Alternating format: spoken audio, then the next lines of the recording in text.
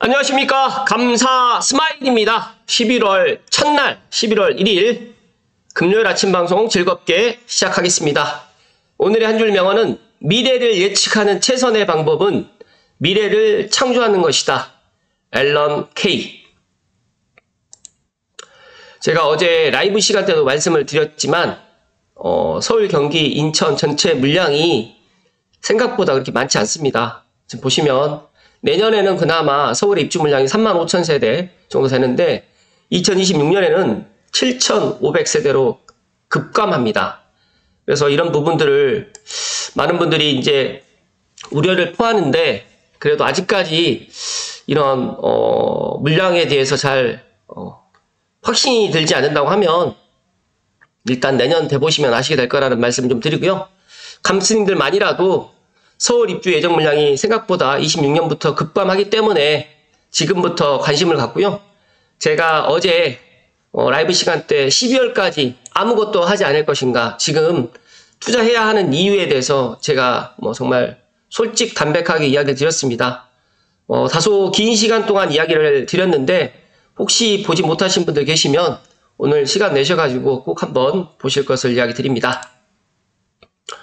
보면 26년에 임대 물량이 18,000가구 중에 11,000세대 정도 되기 때문에 오히려 그냥 입주 물량으로 따지게 되면 입주 물량이 임대하고 이제 분양하고 같이 섞여져 있기 때문에 많은 사람들이 아직도 물량이 많은데 무슨 말을 하느냐라고 하지만 실제로 서울의 입주 예정 물량이 2026년도는 7,600세대 가구 정도밖에 되질 않는다라고 보시면 될 것 같습니다.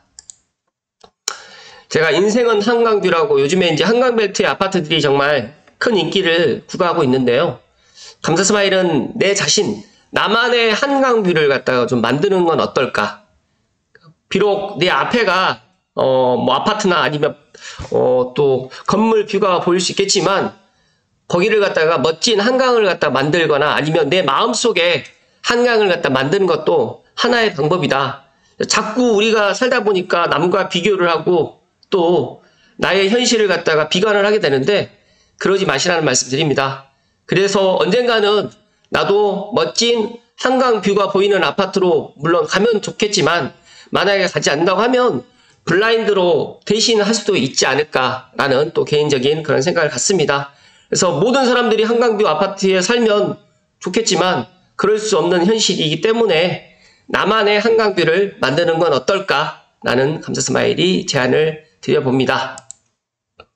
또 요즘에 이창용 총재님의 발언이 상당히 많은 사람들에게 회자가 되고 있는데요. 수도권의 집중 해결 중 대학 비례 선발 재차 언급을 하고 있다고 하는데 이분이 교육부 장관님도 아니신데 왜 자꾸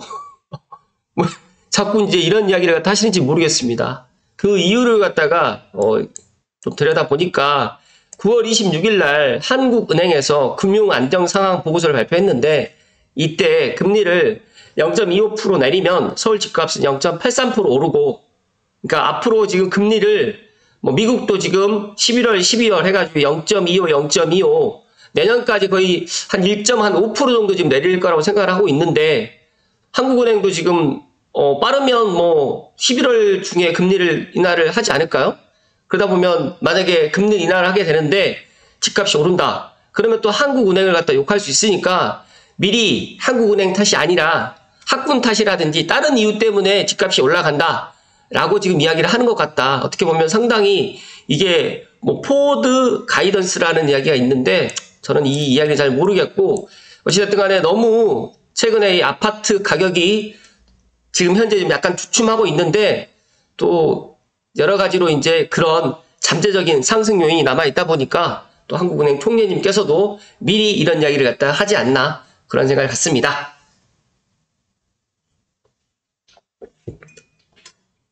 제가 오늘 11월 1일이어가지고 도대체 어떤 주제를 갖다가 할까 이야기를 고민하다가 제가 100만 도시, 고양시 관련해가지고 고양의 꿈 관련해가지고 본론으로 이야기를 한번 드려볼 수 있도록 하겠습니다. 정말 애증의 도시, 감사스마일도 고양 시민 한 사람이고 고양시 유튜브로서 100만 도시, 108만의 지금 현재 고양 시민의 인구가 적지 않은 인구인데 아직까지 고양시 하게 되면 인지도도 없고 그리고 배드타운이라는 이런 인식 때문에 너무너무 가슴이 아픕니다. 하지만 내년부터는 분명히 무언가 달라질 것이고요. 고양시 경제자유구역이 지정이 되게 되면 이 모든 것들이 조금씩 변화가 되지 않을까라는 긍정의 이야기를 갖다 오늘 드리려고 하니까 혹시라도 고양시 시민인데 감사스마일TV 구독 안 해주신 분들은 꼭 구독 눌러주시고요. 또 서북부의 파주라든지 김포라든지 뭐 의정부라든지 양주시에 거주하시는 분들도 구독과 좋아요 부탁드립니다.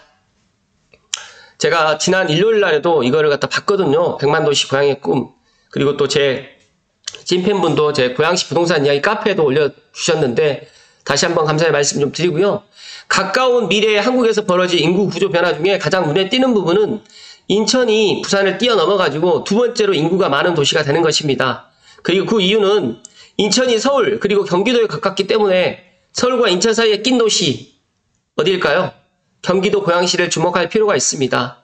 수도 서울과 가깝고 인천공항과 김포공항이 인접한 지리적 이점. 감사스마일이 인천국제공항을 1년에 한 2번 정도 가게 되는데 갈 때마다 제가 느끼는 게 있어요.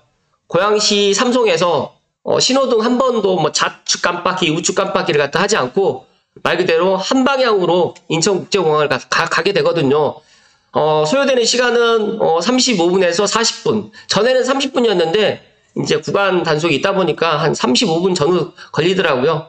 정말 좋은 지리적인 이점이 있다. 그래서 고양시가 경제자유구역으로 추가 지정될 가능성이 높다는 분석이 지금 현재 많이 나오고 있습니다. 아직까지 서울에 비해서 아직 집값이 저렴하고 한국의 실리콘밸리에 20분 이내에 도달할 수 있는 지역이라면 외국 기업이 이제 투자 유치로도 새로운 국면을 맞을 수가 있고요. 어떻게 보면 고양시에 이런 것들이 없기 때문에 추가로 지정될 가능성이 상당히 높을 것 같고 그 때문에 고양시에 벌써부터 관련 기업들이 하나 둘씩 자리를 잡고 미래의 먹거리를 선점하기 위해서 경쟁에 지금 나서고 있습니다. 국가 주도 택지개발 사업으로는 인구는 급증했지만 가밀 억제권역이라든지 여러 가지로 산업 기반이 부족합니다. 고양시가 3중 규제로 묶여져 있는데 가밀 억제권역, 그 다음에 그린벨트, 군사보호구역으로 해가지고 3중 규제로 묶여 있다 보니까 말 그대로 공장이 들어올 수가 없었어요. 그런데 이제 경제자유구역이 만약에 위치가 된다고 하면 이런 것들이 해소가 되고 특히 이제 고양시가 경제자유구역 지정 등으로 해가지고 배드타운이 아닌 자족도시로 갈 수 있는 시발점이 되지 않을까 생각을 합니다. 그래서 관련된 연합뉴스TV 100만도시 고양이의 꿈을 제가 링크를 걸어 드릴 테니까 꼭 한번 보실 것을 이야기 드립니다.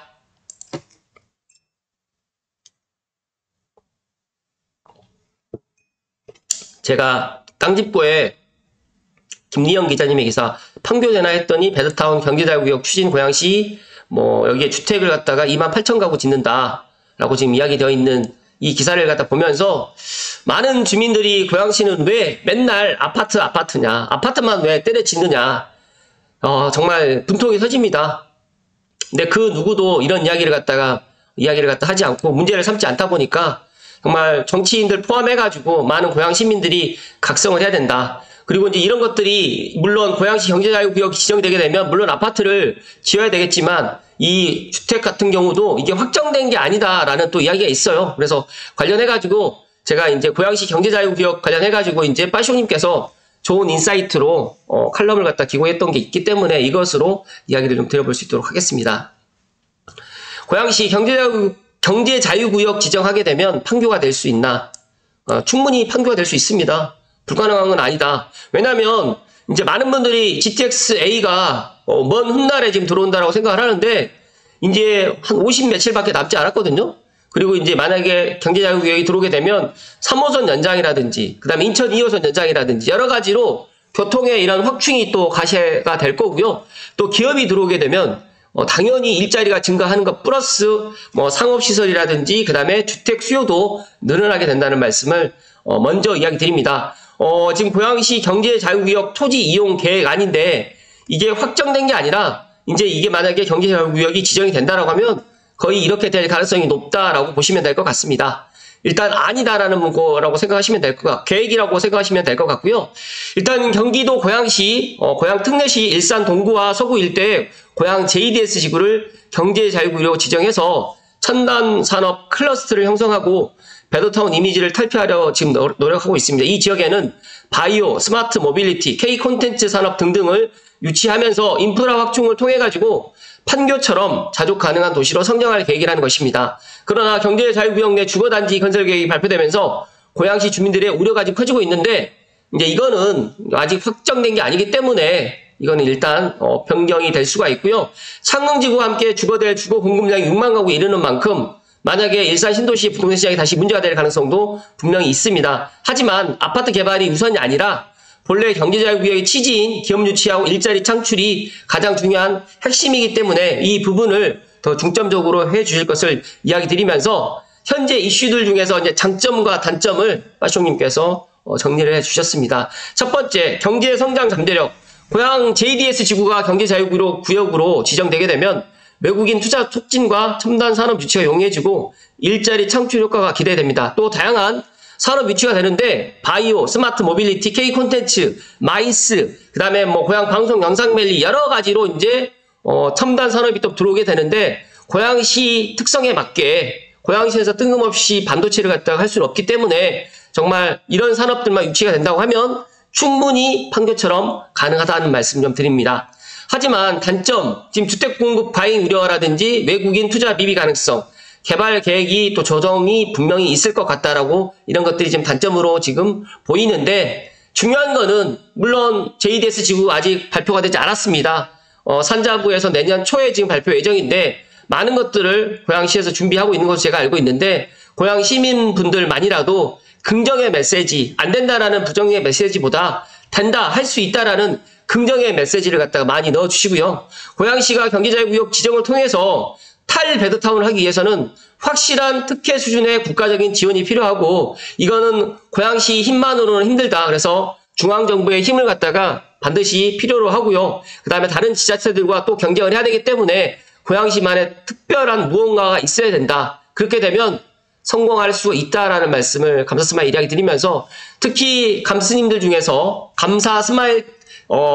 감스님들 중에서 고양시에 거주하시고 계시거나 고양시에 또 예를 들어서 출퇴근하시는 분들 입장이라고 하면 고양시의 미래를 위해서라도 같이 힘을 좀 모아주시고 민관 군이 아니라 민관 여러 가지의 시민들 민관 민이 이제 시민이고 관이 그러고 이제 민관 정으로 제가 말씀드리겠습니다. 정치인들까지 같이 힘을 모아서 남의 일이 아니라 내 일이다, 우리의 일이다 생각을 하시고 108만 고양 시민들의 꿈을 갖다가 이번 기회에 꼭 실현시켜줄 수 있기를 간절히 기대해 보면서 감사 스마일이 11월 첫날 고양 시민의 꿈, 108만 고양 시민의 꿈, 고양시 경제자유구역 관련해가지고 좀 이야기를 좀 드려보았습니다.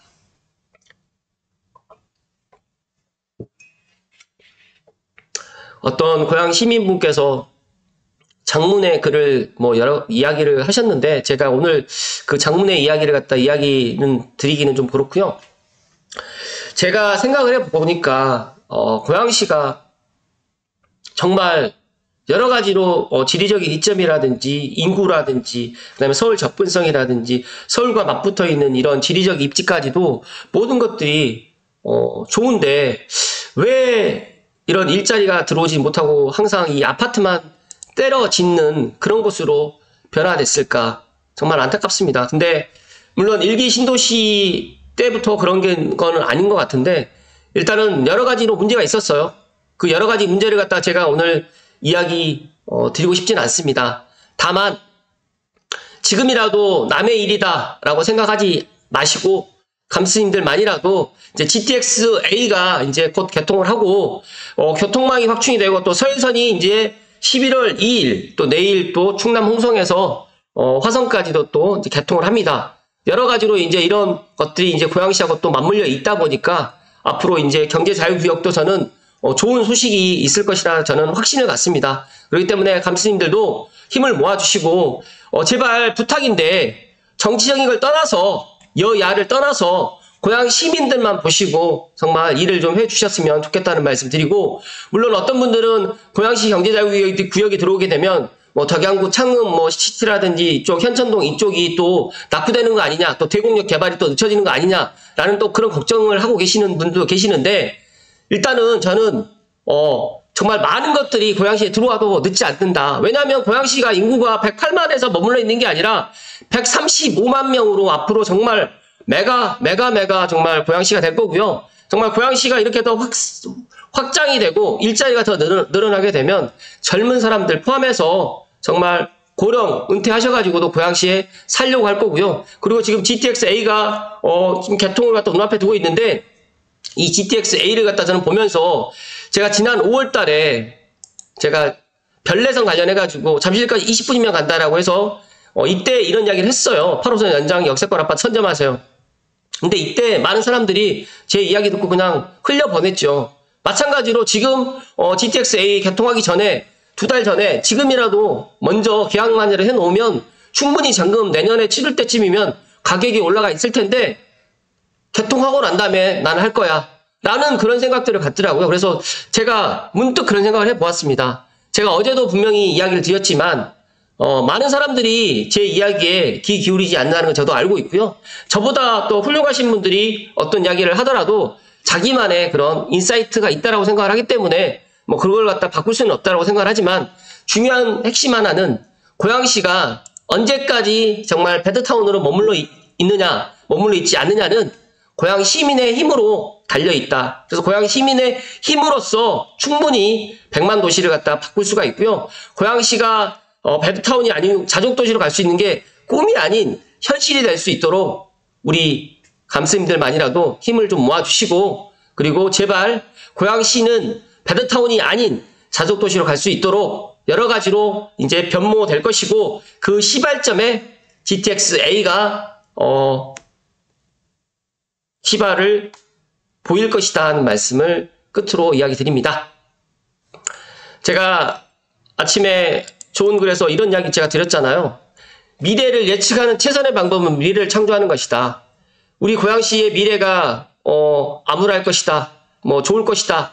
이런 것보다 우리 스스로가 고양시의 미래를 갖다가 만드는 방법은 어떨 것인가. 우리가 스스로가 고양시 경제자유구역을 갖다가 지정받고 그리고 고양시의 일자리를 갖다 유치하면서 고양 시민의 힘으로 이 108만의 고양 시민의 힘으로써 충분히 미래를 갖다 창조할 수 있다라는 이야기를 마지막으로 이야기 드리면서 빠숑님이 이야기하셨던 고양시가 경제자유구역이 지정되게 되면 충분히 판교가 될 수 있다라는 생각을 오늘 말씀을 드리면서 오늘 방송 마칠 수 있도록 하겠습니다.